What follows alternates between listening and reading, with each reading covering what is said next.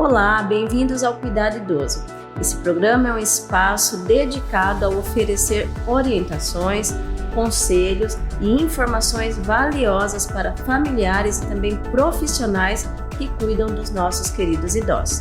E no episódio de hoje estamos recebendo a psicóloga Cássia Matarazzo.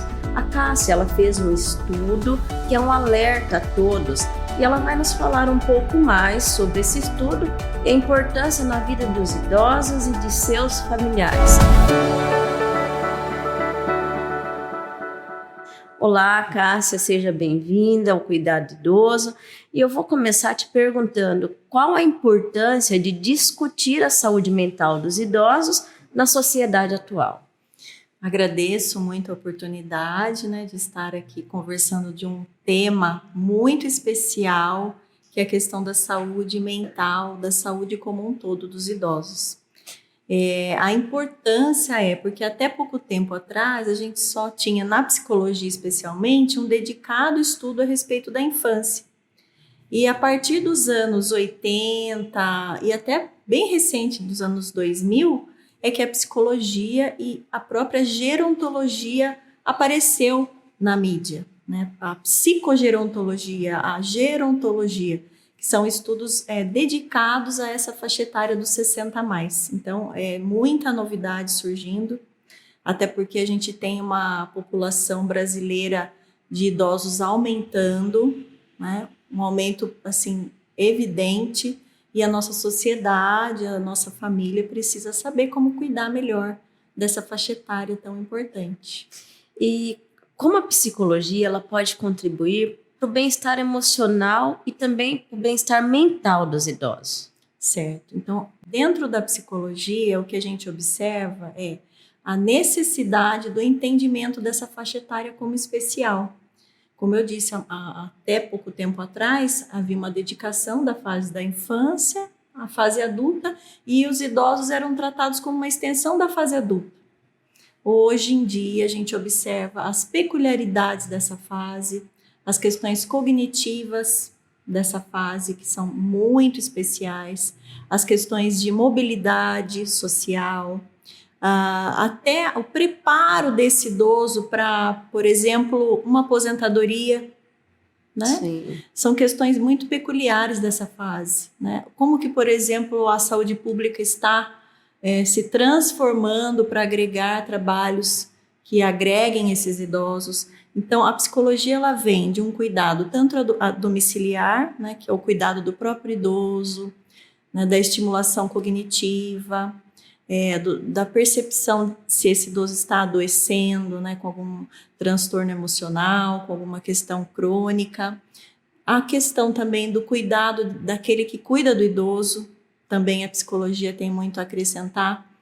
Quando observa o adoecimento, observa a necessidade desse cuidador se enxergar nessa relação de cuidados peculiar demais, E a questão social, como eu disse. Então, se você é procurada por um idoso, o acompanhante, o cuidador dele está junto, você tem essa atenção com o idoso Sim. E também com quem está cuidando dele. Isso é o essencial, Tanto a questão domiciliar, como a questão crônica de adoecimento do próprio idoso, como a questão social. São 3 fatores que a psicogerontologia vai buscar, vai alcançar e vai cuidar. Não só o idoso em si, Sim. Em relação ao cuidador, como que funciona esse atendimento? Como que você olha para aquela pessoa e enxerga que ele também precisa de cuidado? É importante explicar por que eu estou falando disso, Sim. Por que eu estou me metendo nesse assunto. Eu não tenho especialidade nessa área, minha especialidade é em prevenção do suicídio, mas eu atuo tanto na questão da prevenção do suicídio como dentro do meu trabalho formal, também com os idosos. Eu trabalho no Tribunal de Justiça e dentro do tribunal nós verificamos um aumento vertiginoso de processos de interdição, que a maioria deles com relação aos idosos, por conta de adoecimento, por conta de um acidente, de um momento factual daquele idoso, como uma situação como um Alzheimer, por exemplo, em que ele não consegue mais acionar os seus direitos sozinho. E aí ele vai precisar desse cuidador, desse curador, né, que seria o nome correto, que vai gerenciar esses direitos desse idoso. E aí a gente avalia esse curador, né, a capacidade dessa pessoa em cuidar desse idoso, se essa pessoa também tem questões de saúde mental, saúde física para cuidar, né, se existe na família, por exemplo, conflitos de interesses com relação a esse pedido de curatela. Então é por isso que eu me interesso, estudo e posso falar alguma coisinha nessa área, porque é uma área muito nova realmente até para psicólogos, né? E esse curador nem sempre é um familiar. Nem sempre. Quando chega um caso assim, você vai tratar o curador e vai também entrar em contato com a família? Sim, é um todo? Com certeza.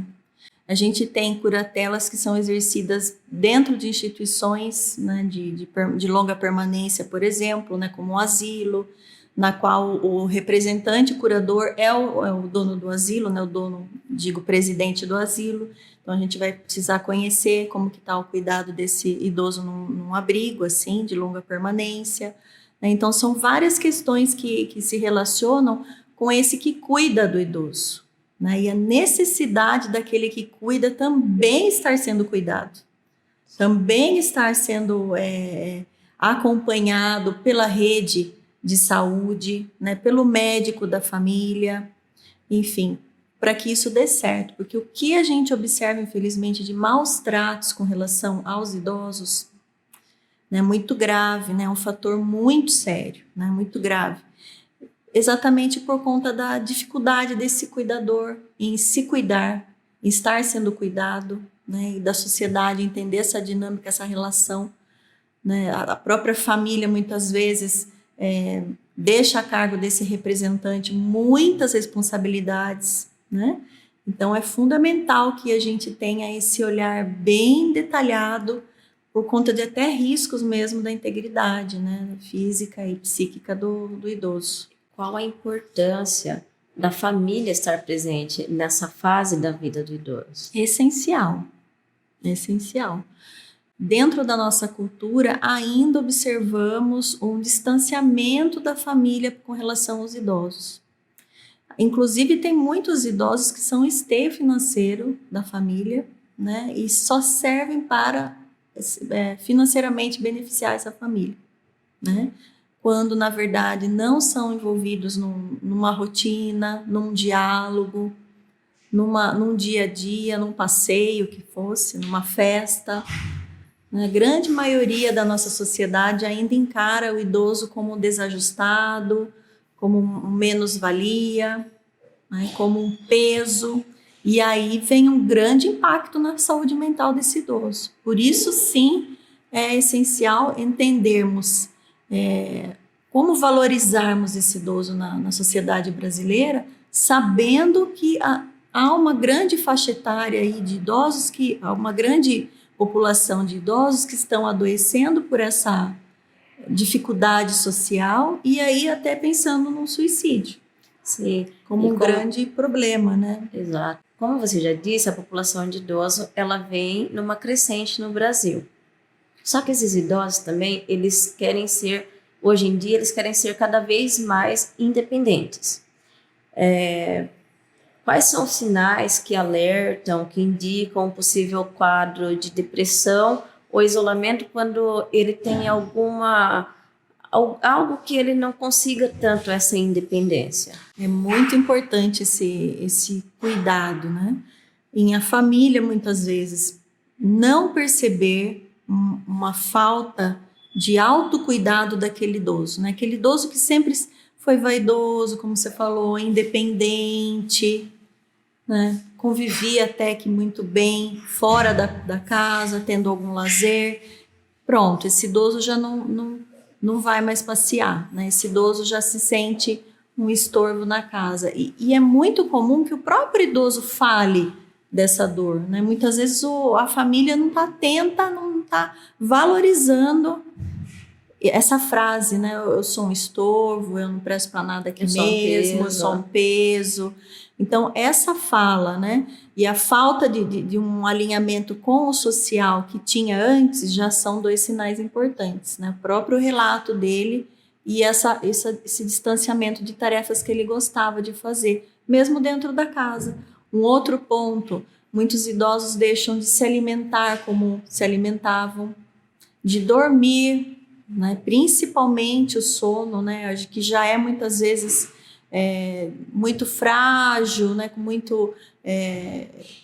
às vezes o idoso troca o dia pela noite, então é uma natureza mais complexa mesmo o sono do idoso, mas aí quando há uma mudança que a família nota, né? Olha, fica a noite toda acordada, o dia todo dormindo, né? É um ponto importante, deixa até de tomar água. É oferecido água, ele está relutante a tomar água, ou mesmo de tomar o próprio medicamento, também é um componente importante. Nossa, por que ele está deixando, não quer tomar, né, esse remédio? Então, isso tudo está dizendo sinais. Já é um sinal, chamando atenção de alguma forma. Sim, de que não está bem emocionalmente, né, que precisa a família buscar apoio profissional para verificar. Como a psicologia trata isso?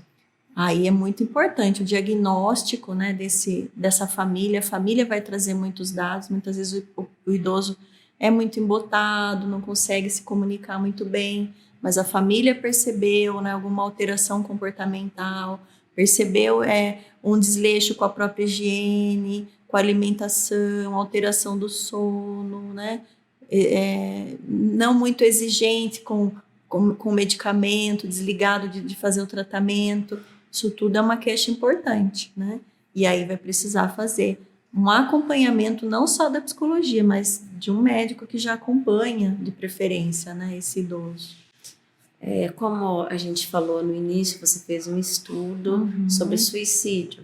Sim. E qual que é a relação entre o envelhecimento e o aumento dos casos de suicídio na terceira idade? A relação é só do envelhecimento? Pode ser um caso que já vinha de antes e não foi tratado? Qual a importância da conscientização, de falar sobre isso e como tentar prevenir isso?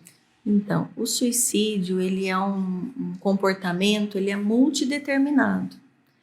E ele é multideterminado também conforme a fase de vida das pessoas, né? A gente tem aí no Brasil um aumento do número de adolescentes que estão se matando. A gente também observa um aumento do número de casos de idosos, né? São 2 faixas etárias que estão, infelizmente, dando sinais importantes nos índices, né? Então, é lógico que só a faixa etária não determina a questão do envolvimento com a ideia do suicídio. É um dos fatores, né? A adolescência, que também é turbulenta, a adolescência que lida com bullying, que lida com isolamento, que lida com questões de droga.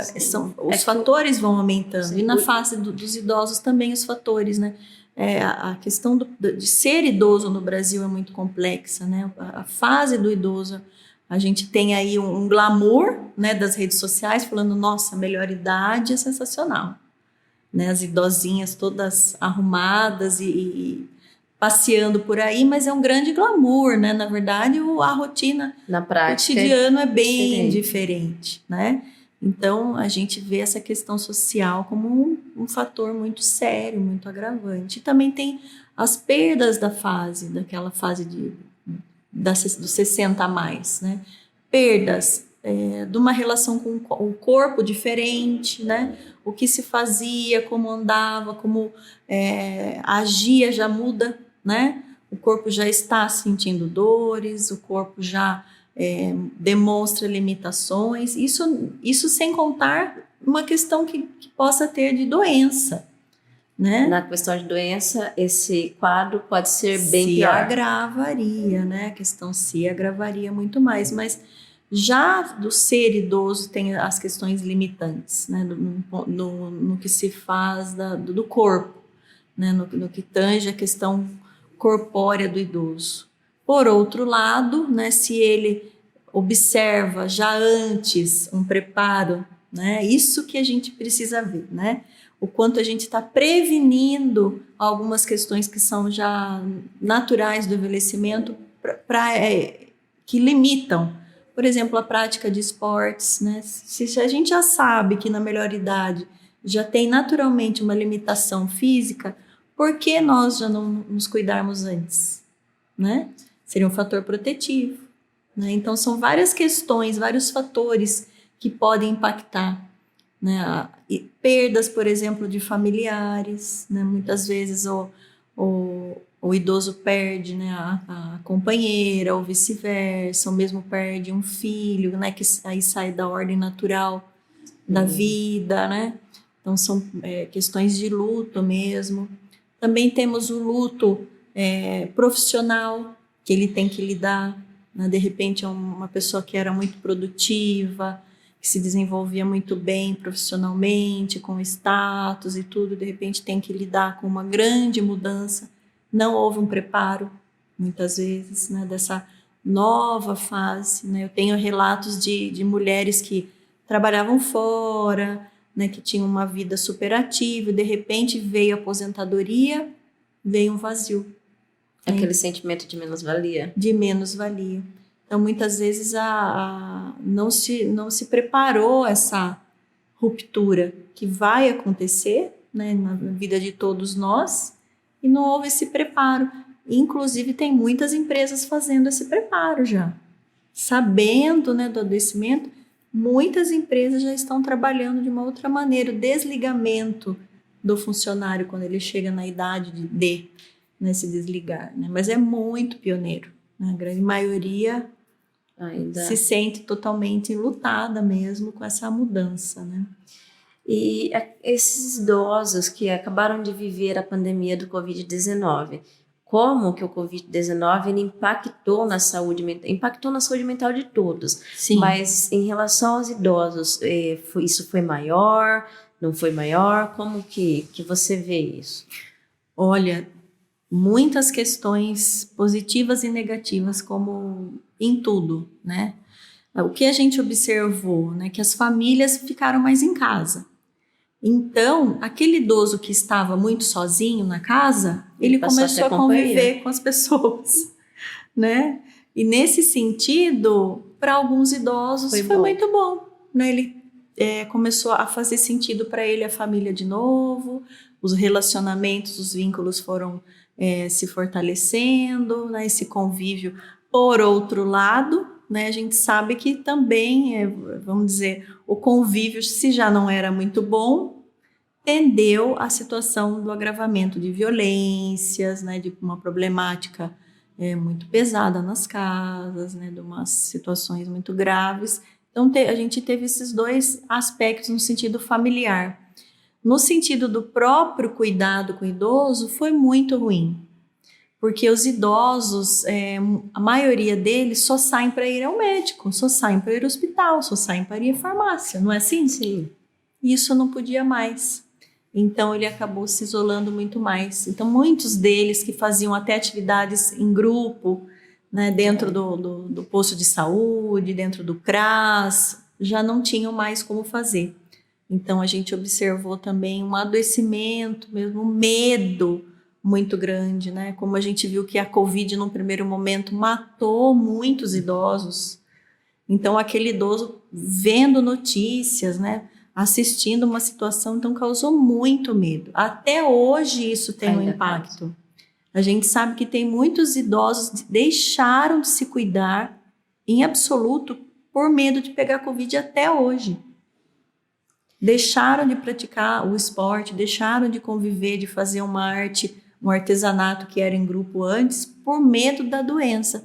Tem idosos que usam máscara até hoje, não é? Então, a gente observou um impacto assim que deixou mais vulnerável essa fase de vida.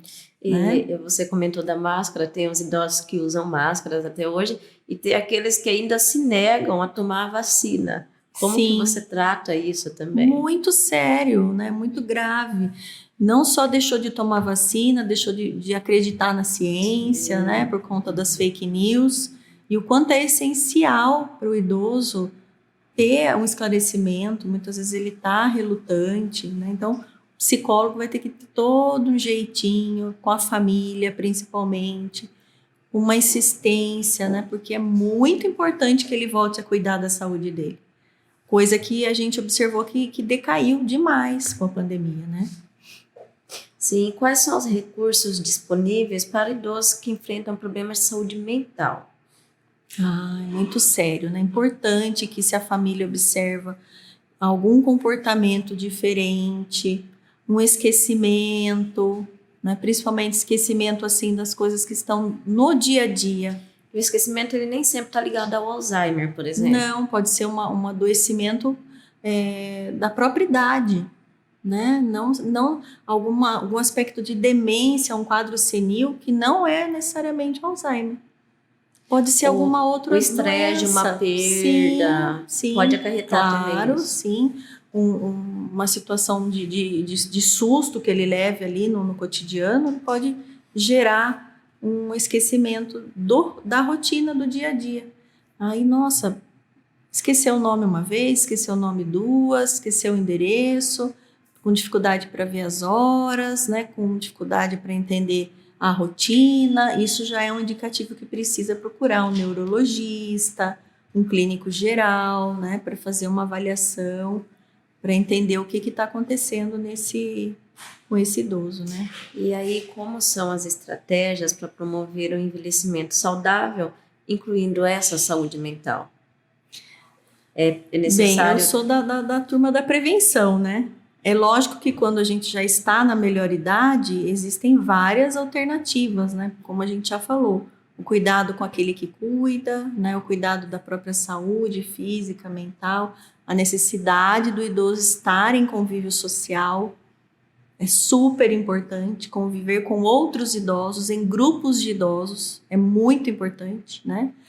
Mas o que eu falo é do aspecto preventivo. Se a gente sabe que a gente vai ter uma dificuldade de locomoção quando a gente tiver 80 anos, se eu não me exercitar antes, eu não vou poder até chegar melhor nos meus 80 anos, né? Pensando em situações simples, né? De ergonomia mesmo, da rotina doméstica, né? O idoso que ele pratica atividade física, ele consegue ajudar mais na casa, ele consegue cuidar melhor das coisas, ele abaixa, ele levanta, sim, né? Sim. Então, eu penso na questão preventiva, né? Se a gente pode, já percebendo que na melhor idade a gente tem algumas limitações, por que não já prevenir? Né? Por que não já mudarmos a nossa rotina já? Né? Um fator que é muito sério também no Brasil é a questão do uso de álcool e drogas na fase idosa, né? Que é muito sério, que daí também tem um outro impacto, né? Não só financeiro, familiar, de incentivar, né? De cronificar doenças de ordem da demência, degenerativas, né? Por conta do impacto do álcool e das drogas. Então, se a pessoa já tem o vício do álcool e drogas, ela infelizmente vai ter que contar ainda com adoecimento por conta do álcool e drogas na fase melhor idade, né? Então, vamos tentar reverter isso antes, né? Quanto antes a gente puder buscar melhor qualidade de vida. Temos o ideal? Temos, né? Às vezes não dá para chegar lá, né? No ideal de todos os dias praticarmos atividade física, né? Todos os dias termos uma qualidade de sono, alimentar, mas a gente buscar esse ideal, né? Desde pequenininho, né? Seria o melhor. Começando cedo, desde sempre pequenininho. E como podemos desmistificar o estigma associado à busca de ajuda psicológica, principalmente nessa terceira idade? Ainda temos, né, um grande preconceito com relação ao profissional psicólogo. Que psicólogo é só para louco, né? Exatamente. que psiquiatra é só para louco, ou então que é muito caro, ou então que é frescura, né? Principalmente com relação aos idosos do sexo masculino. Porque na nossa cultura, a gente tende a gerar mais uma fala feminina, né? A mulher já pode chorar mais, a mulher pode trocar mais figurinhas com outra mulher, reclamar mais, já é do feminino, como se não fosse do ser humano, né? Então, homem não chora, homem não pode procurar médico, homem não pode se tratar. O quanto que a gente vê o adoecimento da ala masculina em todas as idades, e principalmente na fase adulta, por preconceito. A gente está vivendo o Novembro Azul. Novembro Azul. Né? O quanto que precisa ser falado para a procura, né? do médico, do urologista, de se fazer o exame, né? Médico. No caso da mulher, o autoexame. Se você fizer um comparativo, né? do câncer de mama, quanto a mulher está se cuidando, a gente vê já um impacto muito positivo, porque na cultura, né, brasileira, a mulher está à frente no autocuidado e no buscar cuidado. Tanto é que, se você for ver, existe um aumento do número de idosos no Brasil e esse aumento das mulheres idosas. Então, o que a gente imagina no futuro, mulheres idosas muito mais do que homens idosos. E isso você entende como ligado a esse preconceito da ala masculina? Com certeza, já é pesquisado, né? Que os homens morrem mais por doenças que deveriam ser tratadas, por suicídio, por conta de um tabu, que o homem não pode chorar, o homem tem que ser viril, tem que ser forte, né? O homem não pode procurar um psicólogo. Então, o quanto que já tem esse impacto, né? Aproveitando a questão do Novembro Azul, que os homens precisam rever. Todos nós podemos chorar, precisamos chorar, é importante chorar, é uma válvula, sim, como se fosse a válvula da panelinha de pressão, né, que faz aquele barulhinho. Porque você acaba guardando, sim, e quanto mais você guardar, uma hora aquilo ali vai dar errado. Estoura em muitas doenças psicossomáticas, né, já conhecidas. Essas doenças autoimunes é ligada a isso. Doenças autoimunes tem muito séria questão emocional, com certeza, né? Então, o que a gente verifica é isso, a necessidade de quebrarmos esses tabus com relação ao profissional de psicologia, que vem estudando ao longo dos anos aí, é um profissional que pode acompanhar essa família, não só o idoso, né? Acompanhar ao longo do envelhecimento daquele idoso, toda a família, né? Orientando, né? Auxiliando, apoiando, observando a questão de algumas doenças graves do adoecimento, né? Já é um diagnóstico importante, encaminhando. Então, a gente precisa quebrar esse tabu, né? O psicólogo está aí como um grande apoio, família, sociedade, né? E indivíduo. Sim, essencial. A gente falou em preconceito. A gente tem um idoso hétero e a gente tem um idoso LGBTQIA+. Esse idoso, ele vai sofrer um desafio específico, ele vai sofrer mais preconceito, ele é mais fácil de procurar ajuda do psicólogo, é mais difícil? Como que você vê isso?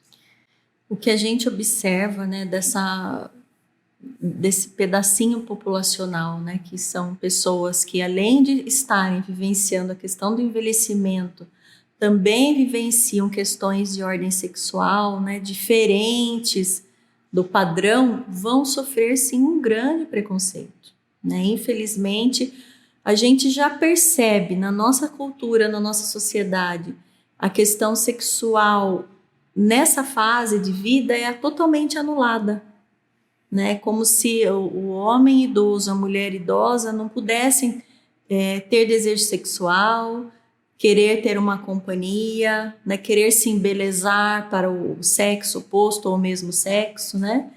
Então, aquela ideia do idoso que tem que ficar acamado e no canto dele, né? Ainda mais se ele tem uma questão de ordem de sexualidade, nossa, é um grande desafio. Então, é essencial mesmo que procure ajuda psicológica, É fundamental que busque grupos de apoio, né, na rede, para que ele possa se entender e aceitar, né, as suas diferenças, os seus gostos e sabendo que vai ter que lidar com as grandes dificuldades aí da nossa cultura, né, bastante preconceituosa, assim.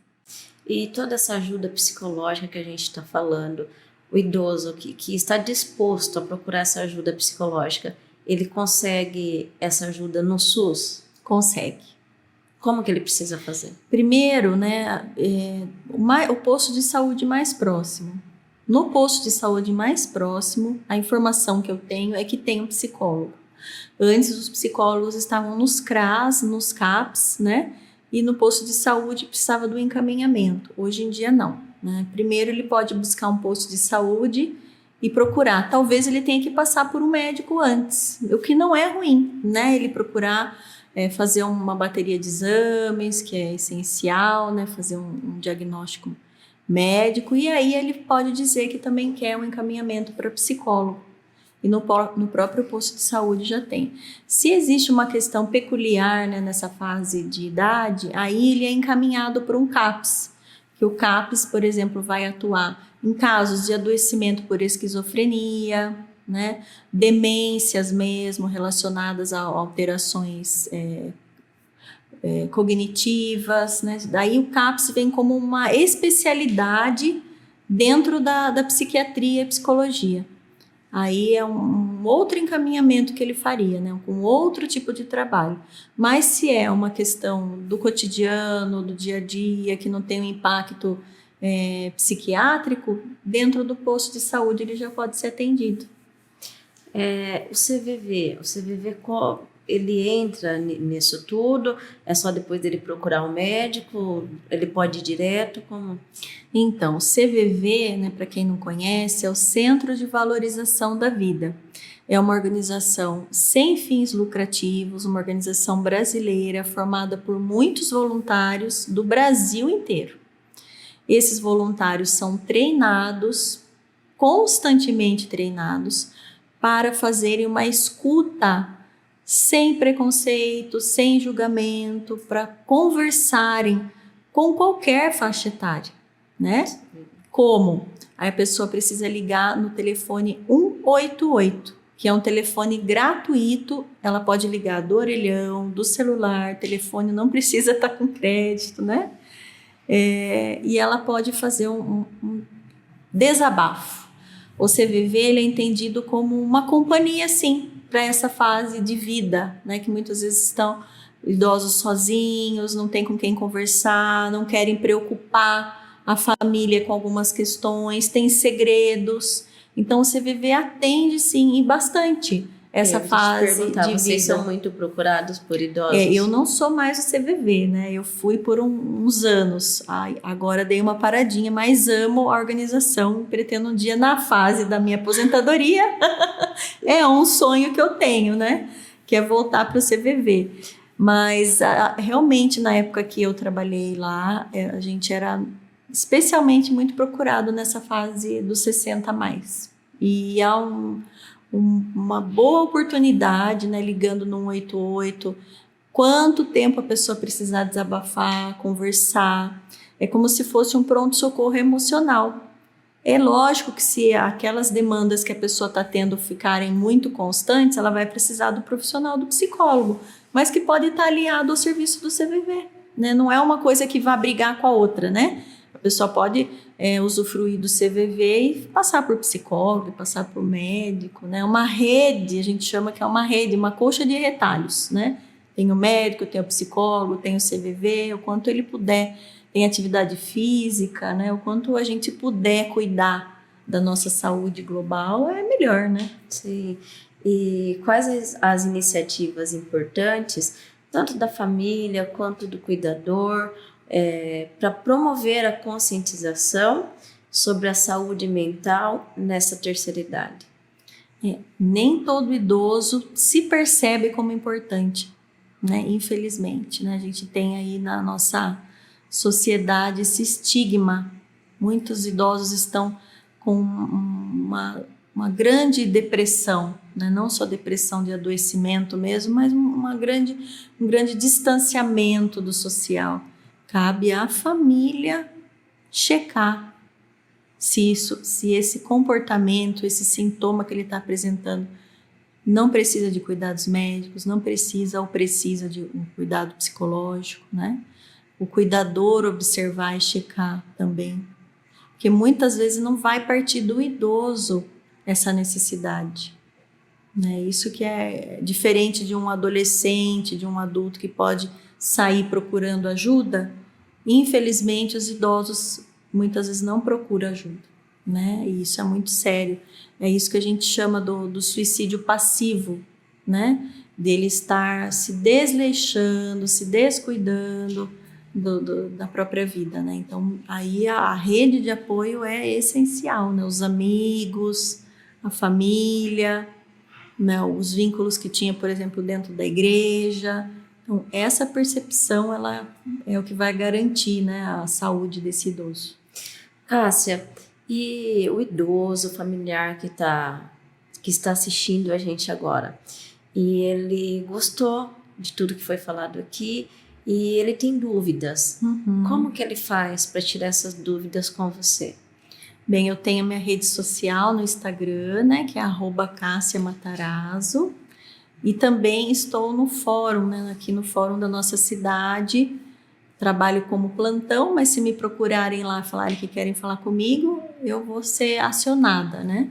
Então, estou à disposição, né? Posso fazer os encaminhamentos pelo próprio fórum, né? Conheço a rede aqui municipal e posso ajudá-lo. Eu não tenho clínica no momento, né? Eu faço um serviço voluntário mesmo de encaminhamento para a rede, de atenção, de escuta, mas tenho colegas assim incríveis que posso também repassar, né, se for necessário o atendimento psicológico, mesmo médico, né, dos profissionais que são meus colegas aí. Para a gente finalizar, Cássia, qual a dica que você pode deixar para a família, para quem cuida, para o próprio idoso? Tem algum alerta, alguma dica? A gente tem que entender que o idoso de hoje, ele não é o idoso de anos atrás, né? A gente percebe, né, uma mudança boa, importante, que não em todos eles, né? Mas já existem luzes aí que dizem que esse idoso pode namorar, que esse idoso pode passear, que esse idoso pode viver uma vida mais independente. Muitas vezes ele mesmo vai brigar com essa família por isso, né? Então aí é que entra o profissional da saúde mental para auxiliar como lidar com essa dependência e interdependência, né? E independência desse idoso. E a grande dica que eu acredito muito é buscar conhecimento. Da mesma forma que a pessoa está ouvindo a gente, vendo a gente, está descobrindo novidades aí, né? Ela buscar conversar com um profissional de saúde mental, procurar apoio, né, na rede para que possa lidar melhor com os idosos. E os idosos também, né, buscarem esse termo idoso, a gente nem está usando muito mais, né?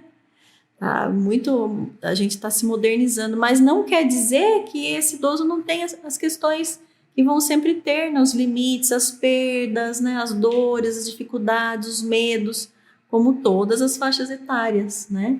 Então, é muito importante a busca do profissional qualificado para que possa ajudar essa fase, tanto da família, né, como do próprio idoso, né? Cássia, eu agradeço a sua participação aqui no Cuidado Idoso e vamos marcar para você retornar com mais dicas para esse público em específico. Tá joia, eu que agradeço e espero ter contribuído para todos aí. Obrigada, Cássia. E assim concluímos mais um episódio do Cuidado Idoso com a participação da psicóloga Cássia Matarazzo. E lembre-se de aplicar esse conhecimento no dia a dia, promovendo um ambiente mais acolhedor e saudável para os nossos queridos idosos. E se você ficou com alguma dúvida em relação a esse assunto, deixe o seu comentário. Fique atento às próximas edições, onde continuaremos a trazer especialistas e informações relevantes para fortalecer ainda mais o cuidado com nossos idosos.